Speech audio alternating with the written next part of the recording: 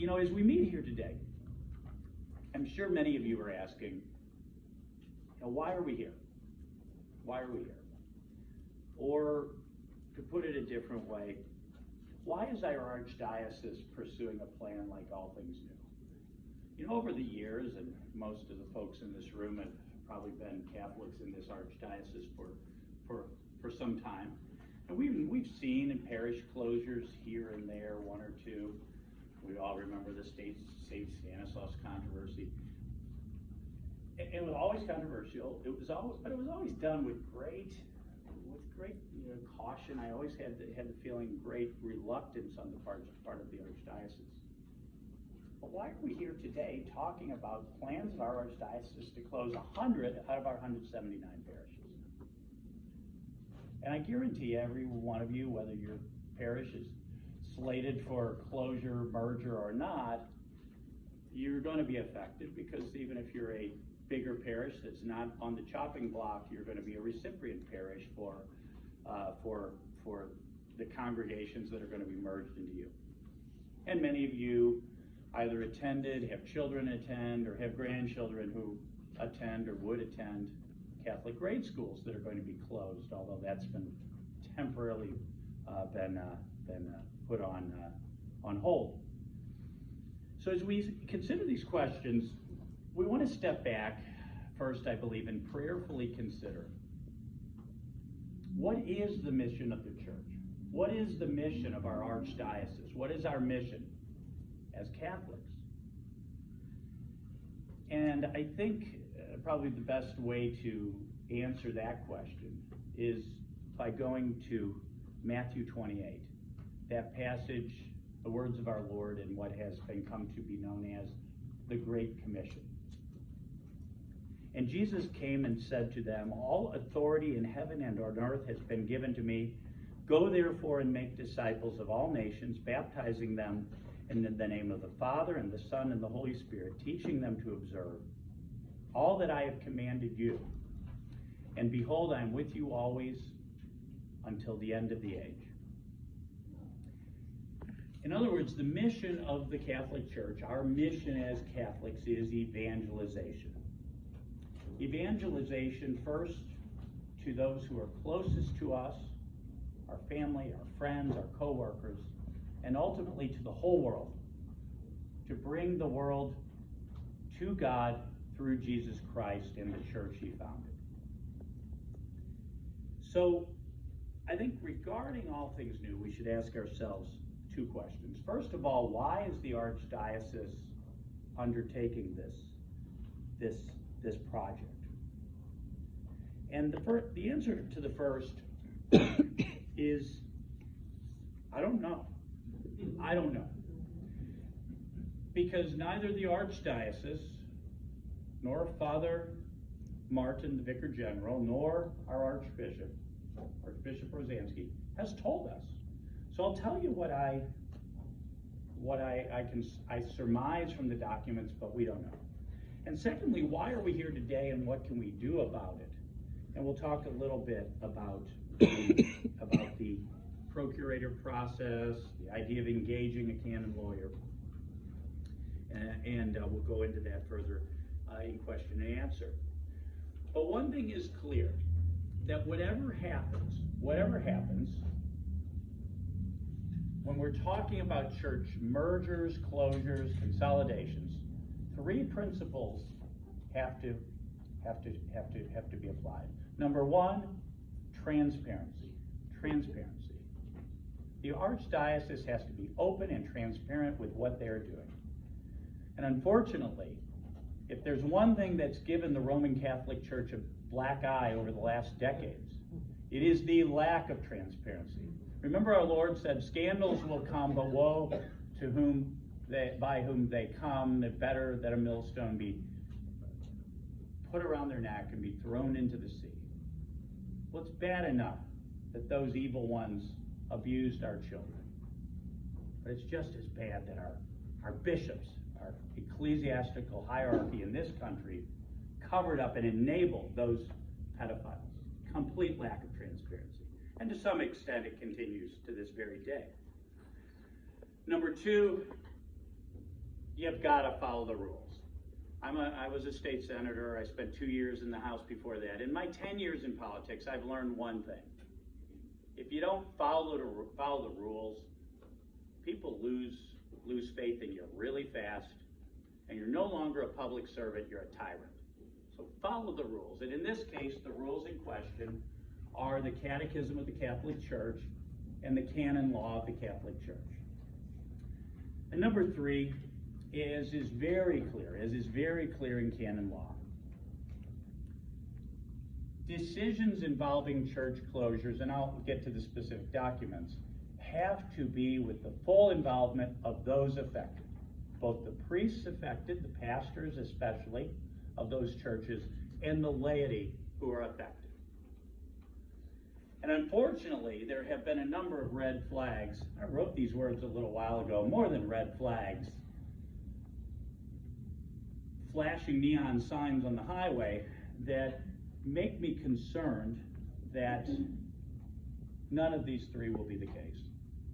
And that all the talk about listening sessions and all the talk and all things new documents about evangelization is just window dressing for a plan that was predetermined long ago.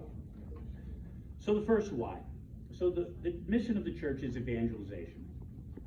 And the church documents, the Catechism, Vatican II, and most importantly for our purposes, canon law, are very, very clear on that.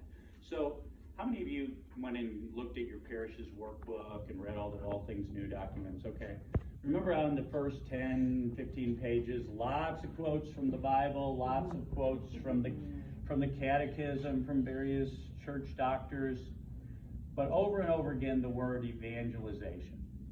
So at least our diocese is clear on this, that evangelization needs to be at the center, the core of everything that we do here. But in my reading of all things new documents, I don't see a single thing that could promote evangelization. I don't see anything meant to bring new Catholics into the church, to, let's say, evangelize non-Catholics in areas where, I'm not sure what that means. I guess the sniper can't see me as well. Dr. Otter's security detail. My security detail ordered this.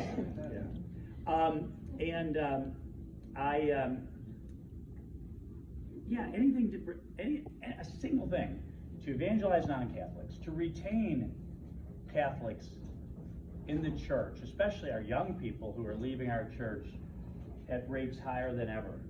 Anything to promote vocations to our seminaries.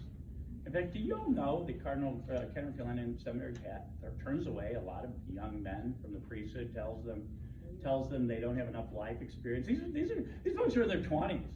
When I was in grade school, some of my colleagues, remember Prep North and Prep South? Those were high schools. Those were preparatory high schools. So they were letting 13 and 14-year-olds say, Father, I think I might have a vocation to the priesthood. Well, you should go to Prep South, Prep North, right? Now they're telling 23-year-olds with college degrees, you don't have enough life experience. This is my beautiful wife, Allison, in the front row. It'd be like telling Allison and me when we went to our parish priest, you don't have enough life experience. Go and date other people for a few years and then decide.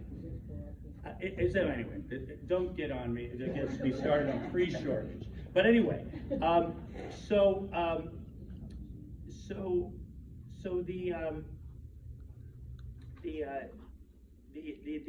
process, this all things new process, began formally when Archbishop Rosansky on January 25th of last year sent a letter to the priests of the diocese, and then that letter was read in our churches the following Sunday. And it undoubtedly, the process though undoubtedly began much earlier, because all things new is the work. It's pretty much a cookie cutter approach that the consulting firm Catholic Leadership Institute out of Philadelphia has instituted in churches around, or archdioceses around the country, mostly in dioceses where the diocese was bankrupt because of sex abuse lawsuits. We are as I'll mention a little later, we're nowhere near bankrupt. We're actually in pretty darn good financial shape in St. Louis.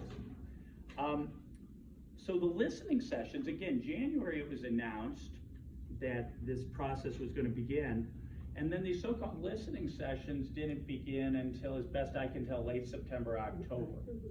I'm a parishioner at St. Gianna. Ours was October 8th. And as you all know, who went to a session or read the All Things New document, for your parish, for each parish, they had option 1, 2, or 3, A, B, and C. But in many cases, and this is how we can say the Archdiocese plans to close 100 out of 178 parishes, A and B and C all involved your parish going away. So, okay, that's some option. Onder, you're sentenced to death. Firing squad, a lethal injection, or guillotine. So after the listening session, I sent on October 12th a letter to Archbishop Rosansky as a parishioner of St. Gianna, as a state senator representing half of a very Catholic county known as St. Charles, and as a lay Catholic. Because, it's a listening session, and I asked for a meeting. Or at least a phone call. I'm still waiting on His Excellency's response. So, again, why is the Archdiocese undertaking this? This is what I've pieced together, and this is what I can glean from the All Things New documents. There's a lot of talk in the documents about demographic changes in the church, and those are real. A decline in the number of Catholics practicing, which, by the way, unfortunately, the diocese accelerated by closing our churches for months and months in the name of containing a respiratory virus.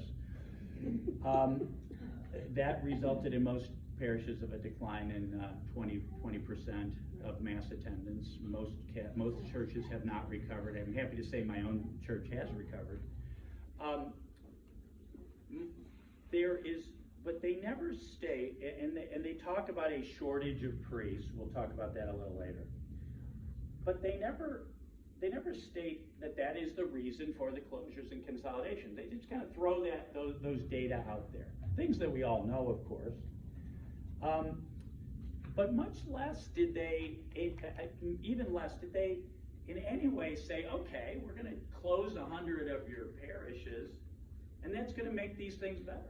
We're going to close 100 parishes, and now young people are going to come back to the church. We're going to close 100 parishes, and non-Catholics, Christians, Muslims, Jews, but most of all, non-believers who are unchurched, will find the Catholic Church more attractive and will start attending church in the Archdiocese of St. Louis. They never draw those lines, and I think we can say quite the opposite is likely to happen. We know the opposite is likely to happen. From experience, both in our own diocese and around the country, we know that when you close someone's church, 20 to 65% of people never go to church again. And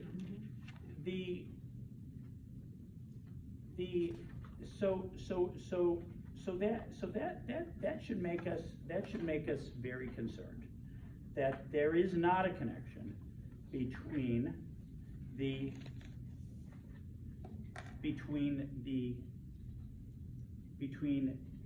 All Things New and evangelization.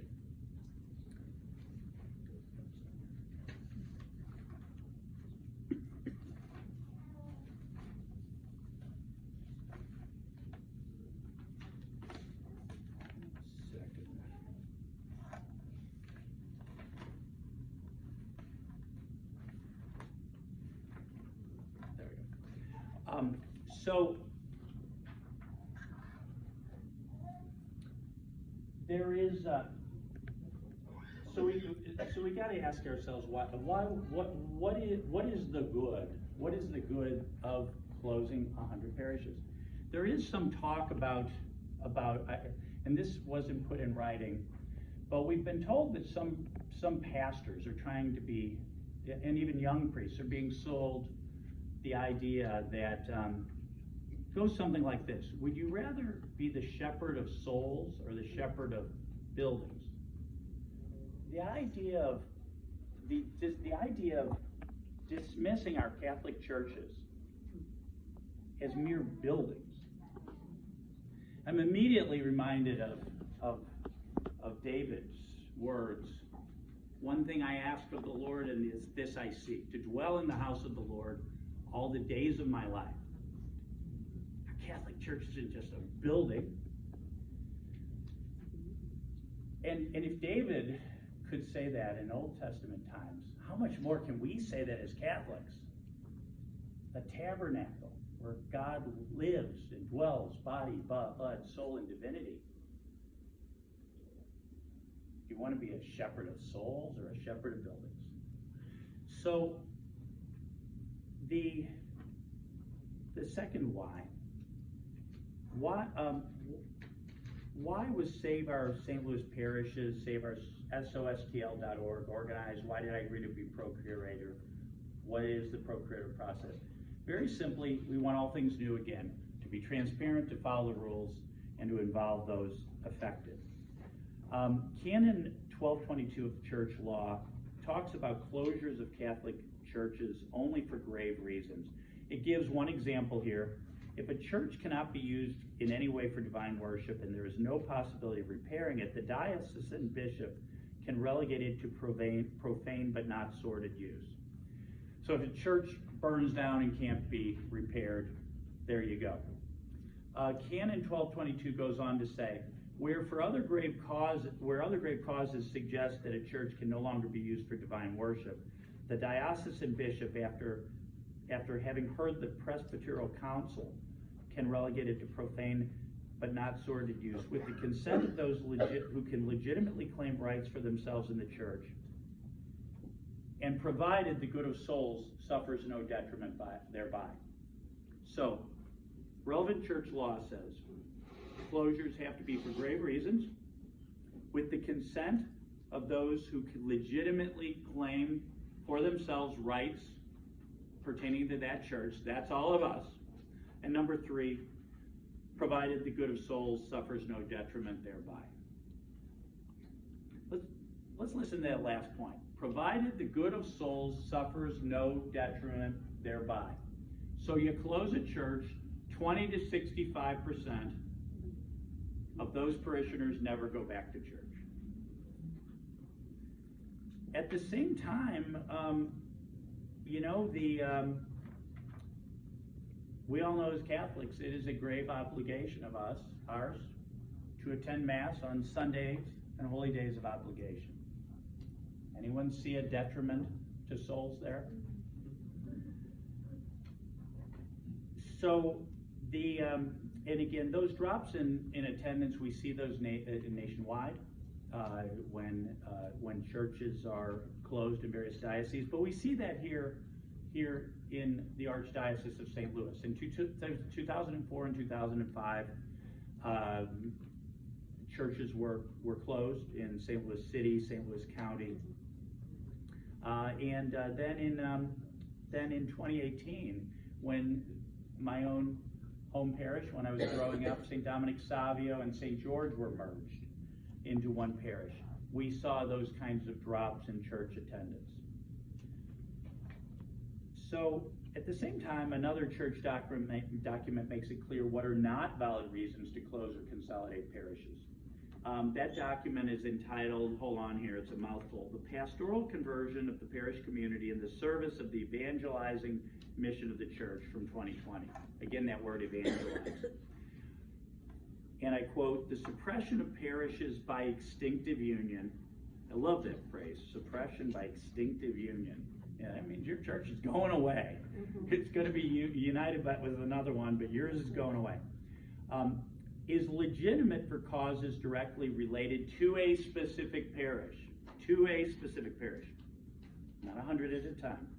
Some causes are not sufficient, I repeat, not, such as scarcity of diocesan clergy, the general financial situation of a diocese, or other conditions with the community that are presumably reversible in a brief duration. For instance, numerical consistency, lack of financial self-sufficiency, the urban planning of the territory. As a condition for the legitimacy of this type of provision, the requisite motivations must be directly and organically connected to the interested parish community and not on general considerations or theories.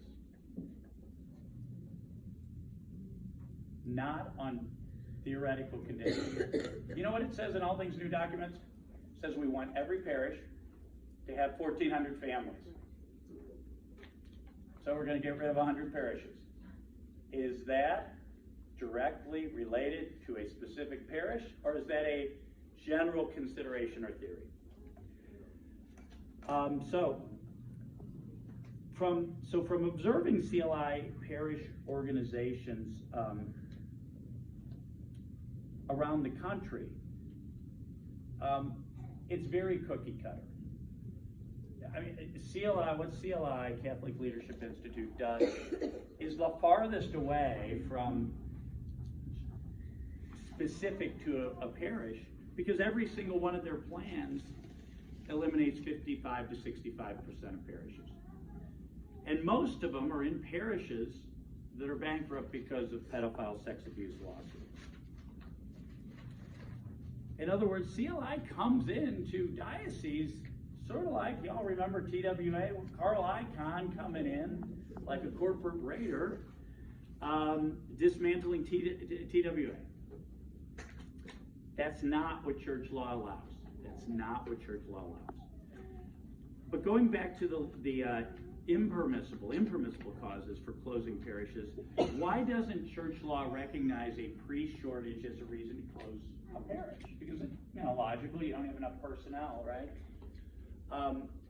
Well, in part, I think because priest shortages are nothing new. Acts of the Apostles, chapter 6.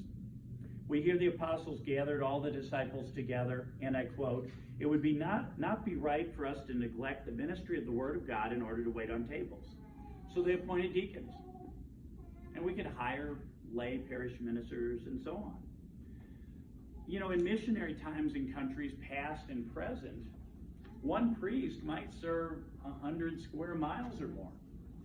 He might get on horseback or hop in a jeep or on a motorcycle and drive half a day to a parish church and spend a few days a week administering the sacraments, marrying people, baptizing people, confirming people, hearing confessions, saying Mass before going on to the next parish in his circuit.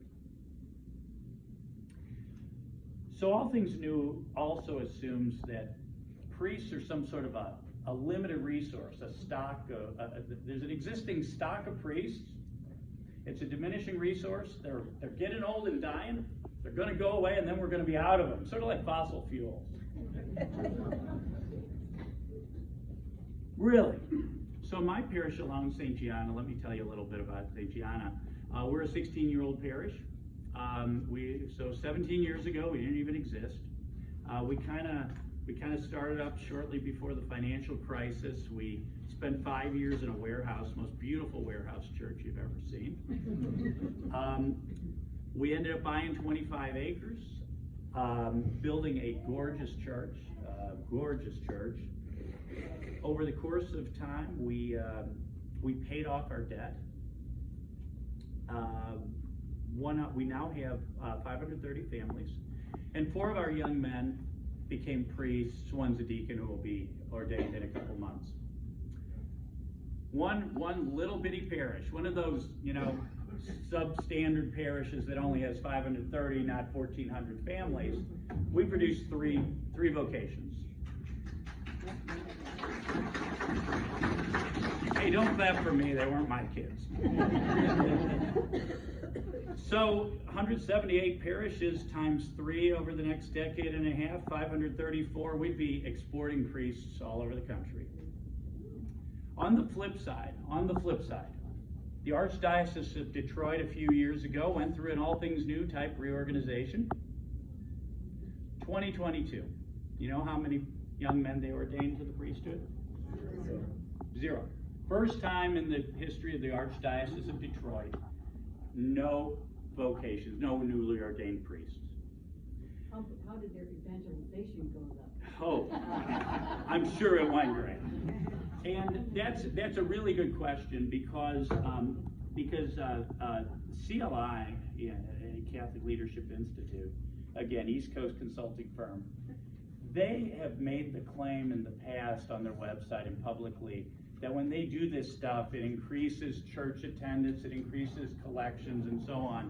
They have been challenged repeatedly by writing, maybe by someone we know here in this room, to produce that data. Ken's asked CLI directly, he's asked folks in the Archdiocese, this Archdiocese, for that data. Because if CLI has these great outcomes, they should be shouting it from the rooftops, right? Hey, you convinced me that we still have to follow church law, but if closing 100 parishes is going to save souls and reverse the decline, many of the declines in our church, okay, tell me, show me where we're wrong. But on the flip, so there is really nothing in All Things New materials about having more vocation events, reaching out to our all-boys schools, to our girls' schools for vocations to the religious life. Nothing about reaching out to university students in this Archdiocese, nothing about reaching out to students at our Jesuit University in St. Louis. There's really no reason to think that All Things New won't produce the same kind of demoralization and decline that we saw, for instance, in the Archdiocese of Detroit. Regarding finances, so again, look, there may be a world where there's a parish that is in such bad shape, that's so far in the red, that maybe it is interfering with the evangelization efforts of the diocese in a bigger sense, because the Archdiocese is having to spend so much money to keep that parish afloat that it's bad for the rest of the diocese, and that way it might be bad in terms of evangelization. Are we in that financial situation in the Archdiocese of St. Louis? We are not. To be specific, about a month ago, the Archdiocese released its financial report that showed that in the 2021 revenue exceeded expenses by $155 million.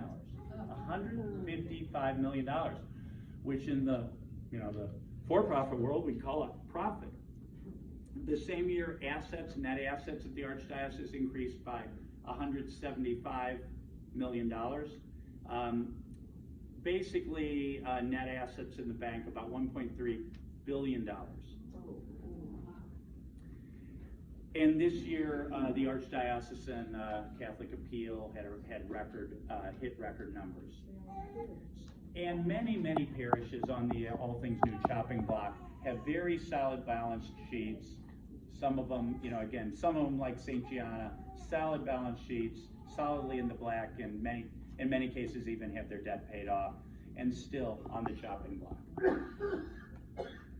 So, why the Procurator mandate process? And we'll bring Ken in on the Q&A. We'll talk more about this. But basically, we want to abide by those principles: transparency, following church law, and involvement of those affected.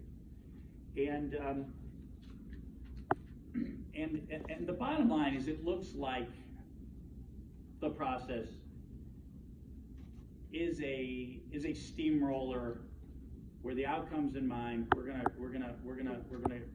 we are going to slash and burn 100 out of 178 parishes, and we're going to have listening sessions, and undoubtedly the various plans will be tweaked. Okay, maybe we'll maybe try to set parishes against each other, kind of a Hunger Games kind of situation. Okay, we won't close you, but we'll close you instead. Attention library patrons, it is now The library will close in 20 minutes. The public computers will shut down in 10 minutes. Please let us know if we can help you find the information or materials you need. Again, the library will close in 20 minutes, and the public computers will shut down in 10 minutes. Thank you. So undoubtedly there will be changes. But as far as seriously looking at whether this really awful process of radically reorganizing the diocese, whether that's a good idea or not, I don't see anyone in the Chancery office, I don't see Vicar General Martin, I don't see our Archbishop seriously stepping back and saying, is this right? Is this right? Then heaven knows Ken and I and many others have reached out time and again. So we'll talk more about the mandate. You know, when I agreed to be a procurator, I said, what in the heck's a procurator? The last time I saw the word procurator was when the Jesuits made me study Roman history, and wasn't that was Pilate a procurator? I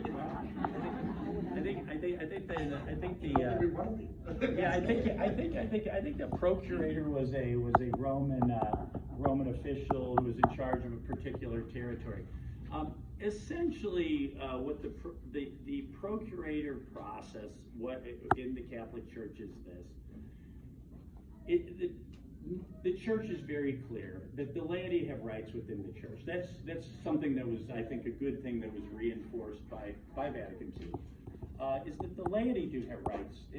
The Church is not an absolute monarchy. Yes, on faith and morals, yes, but we do have a right and many times a duty to question decisions made by the hierarchy of the Church. And heaven knows, in the clergy sex abuse scandal, thank goodness many lay people did. The process, when in a case like this, when churches are being closed, consolidated, and all, is that people of the diocese or people of an individual parish can appoint basically a class representative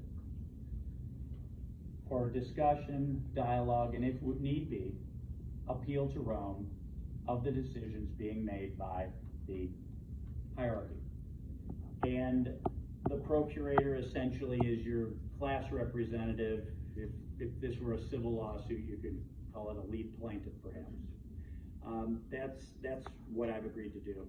The procurator mandate is really just a document that says Bob Onder's my person. He's gonna speak for me. No, I'll tell you. I'll tell you. You wouldn't want to sign that document if you didn't know what I was going to say. I'm going to say that all things new has to be put on the back burner, and this process has to be begun from scratch. Right. Thank you.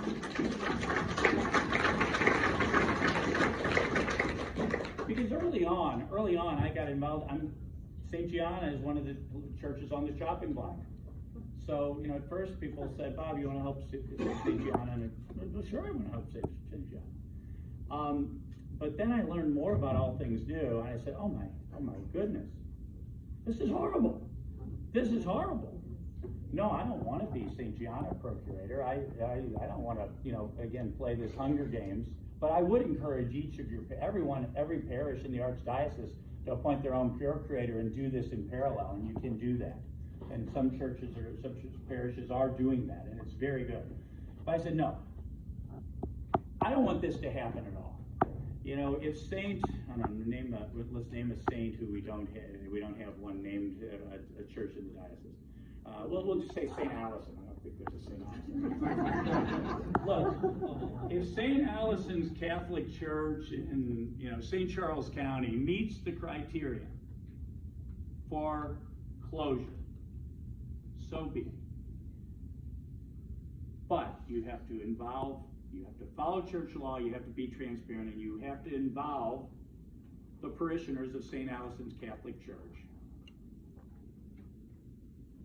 or else you are acting unlawfully. So when I talk to some lay people, some priests who support all things new, and in all honesty, folks, they really can't refute a single thing I said here this evening. Not a single thing.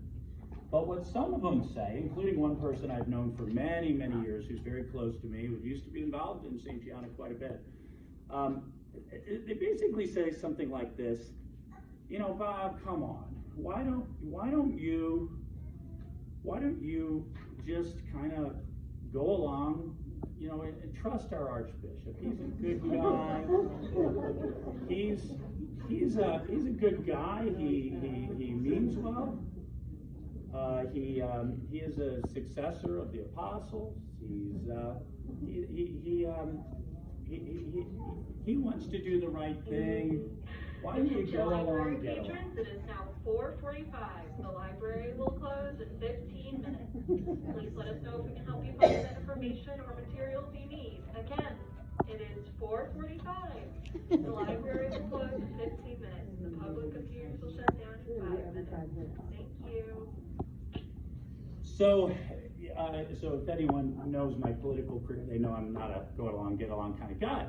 But aside from that, what I would say to those folks who say that, hey, just follow the bishop, everything's going to be okay. I would state this, that loyalty to the church and loyalty to the church's shepherds, the bishops, does not always mean go along to get along. In Reformation England, remember that in Reformation England, out of the hundreds of bishops, only a single bishop, John Fisher, refused to sign Henry VIII's loyalty oath. Only a single bishop. In the 14th century, it took a humble but very persistent Catholic nun named Catherine of Siena to rebuke Pope Gregory and convince him that the Pope needed to be in Rome, not enjoying the wines and cheeses and sunlight of Avignon, France. And of the original bishops, the 12 apostles, only one stayed by Christ at the foot of the cross. But my point here is not that Ken or I we're not St. John Fisher or John the Evangelist or Catherine of Siena. We're just sinners like everyone else. But my point is that sometimes fidelity to the church requires us to do more than go along to get along. It sometimes requires us to ask questions and sometimes to assert our rights as laity, which is enunciated in our catechism, it's enunciated in our canon law, and it was reiterated by the Second Vatican Council. And that's why we're here this evening. I'd encourage y'all to sign the Procurator mandate. I'd encourage you all to spread the word back at your own churches, your own churches. Direct your family, your friends, your fellow parishioners to STOSTLP, Save Our St. Louis Parishes.org, and get involved. Yes, come and pray as our Archbishop meets our priests. But let's do what we can. I don't think it exaggerates things to say that the salvation of souls is at stake in this effort. Thank you all.